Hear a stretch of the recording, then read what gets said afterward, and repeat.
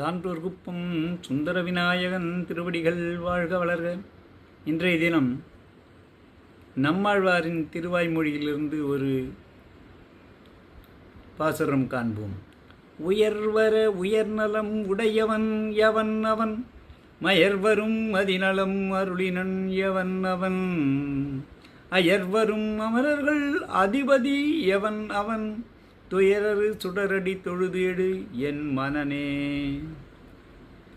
என் மனமே, தேவர்கள் முதலிய மற்றவருடைய மேன்மைகள் முழுதும் இல்லை என்று கூறலாம்படி மேன்மேலும் உயர்ந்து கொண்டே செல்லுகின்ற நற்குணங்களை உடையவன் யாவனோ அவன் என்னிடத்துள்ள அறிவின்மையையும் நீங்க பக்தியின் நிலையை அடைந்து அறிவை தந்தான்.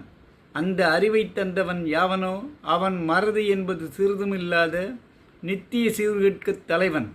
அந்த நித்திய சீர்கேட்குத் தலைவன் யாவனோ அவனுடைய எல்லா துன்பங்களையும் நீக்குகின்ற ஒளி பொருந்திய திருவடிகளைத் தொழுது பிறவிப் பெருங்கடலினின்றும் கரையேறுவாய் என்று இந்த பாசுரம் மூலம் நம்மாழ்வார் கூறுகிறார்.